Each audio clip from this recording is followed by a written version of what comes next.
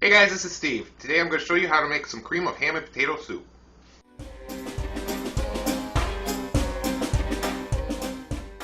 Today I'm going to be showing you how to make some cream of ham and potato soup. And I'm going to be making the ham stock from scratch. And it's really not as hard as it sounds.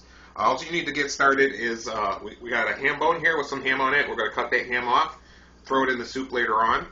Alright, so I got the ham bone cut up. You can see, here, let me show you this. Now, this is the ham bone as it was originally. There's a joint in here, and what I did is I pulled it apart. After I had cut off some of the meat off of it, I just pulled this apart, and then I got into all these nooks and crannies and cut all as much of this meat off as I could. And this is all the meat I cut off of there. So we're going to have a good amount of meat to put into this soup. So you just take your ham bone,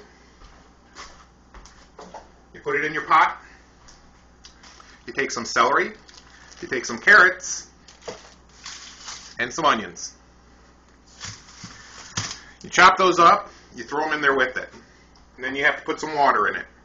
Now, it doesn't really matter how much of those vegetables you throw in there. It's really up to your own taste. What you want to do is just throw all that stuff in the pot and then cover it with water. You let it boil for several hours. I would suggest at least 4 hours.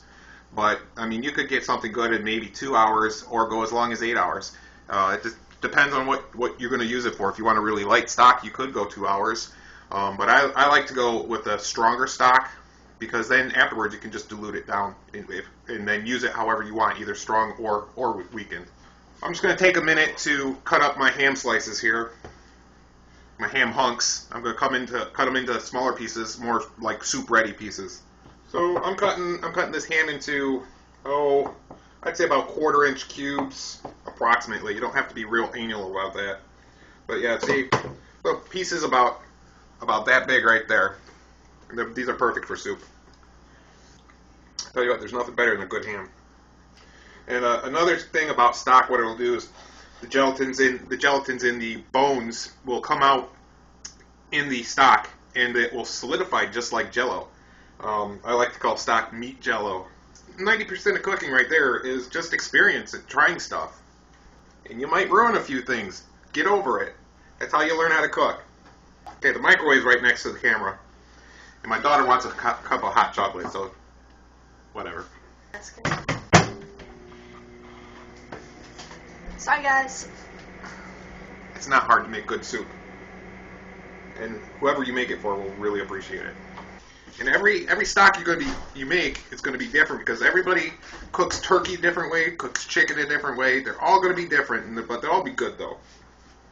So I'm going to cut these potatoes up, similar size and shape as I did with the ham.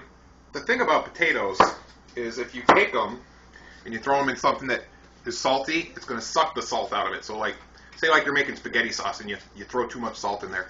If you throw a couple potatoes in there, it'll suck all that extra salt out. We're cooking something that we want to be salty, and the ham actually has a lot of salt in it, and the potatoes are going to suck some of the salt out. And you never know how it's going to do one way or the other. If it's going to be a lot of salt or a little salt. So you want to really hold off on seasoning until towards the end.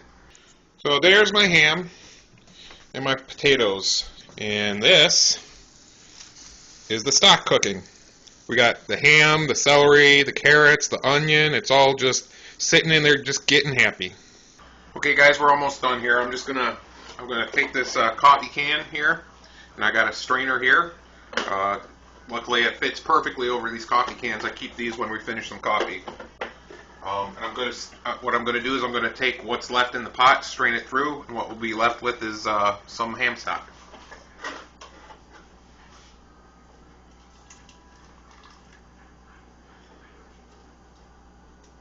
Okay, so that's straining out there. We're just getting rid of all the huge hunks of vegetable and bits of ham that came off the bone, and I'll show you the bones, how much they changed in just a second. It's the femur right there. Look how much it changed there. All the cartilage and all that stuff that really gets that gelatin going there. It's come right off of it. This is my gravy separator. What this is going to do is I'm going to pour the stock in here. All the fat's going to separate up to the top, and then I'm going to pour it out from underneath the fat, all the stock, and then this fat's going to just stay in here.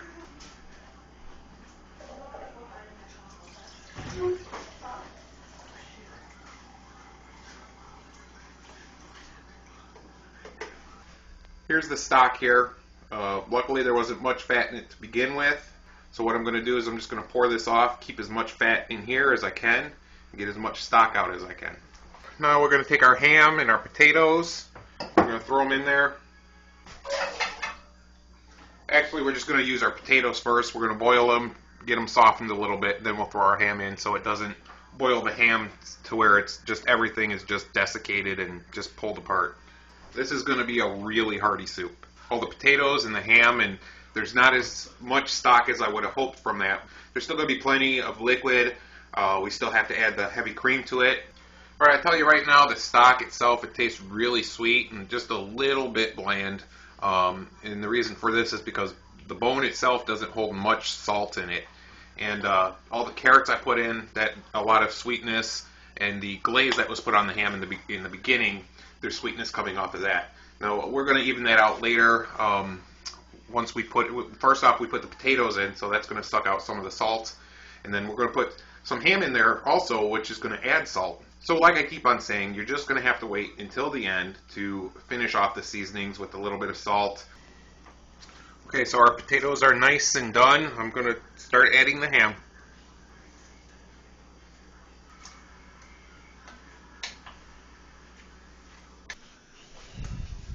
And there we go. It's the ham and the potatoes in there. Okay, so the soup's just about ready here. I'm going to thicken it a little bit with this cornstarch here. What I've done is I've taken a little bit of stock. I let it cool. You can't put cornstarch in hot liquids because it'll seize up and it'll just make lumps. You could just use cold water, but I try not to do that because it dilutes the stock just a little bit. About that much should be good for how much soup we're making. So we're just going to take this, we're going to pour it right into this pot over here. So I think we're about ready here. Next thing we got is the heavy whipping cream. I'm probably going to put like maybe a cup in there, and it's just to add a little creaminess to the soup.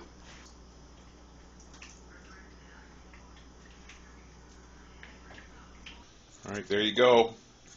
There's your cream of ham and potato soup. I'm going to try a bite now. Okay.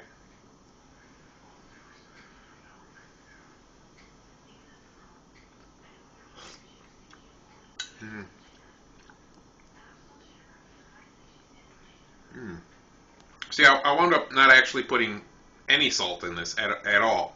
But now it really evened out. The potatoes didn't take too much of the salt out. The ham I put in it, put just enough salt in it. And it's really good. Try another bite. Oh, and the cream mixed in there is. Okay, I'm going to put this down. So, as you saw, ham stock, no big deal. You just need some thyme and just a few ingredients. I'm not even sure where you could get ham stock. I've never seen it at my grocery store. This really makes an awesome soup. And especially for a meat and potatoes guy or anybody that likes ham, anything, this is a really good soup. So go ahead and try it, and you'll enjoy it. All right, buddy. Hey, what do you think of the soup?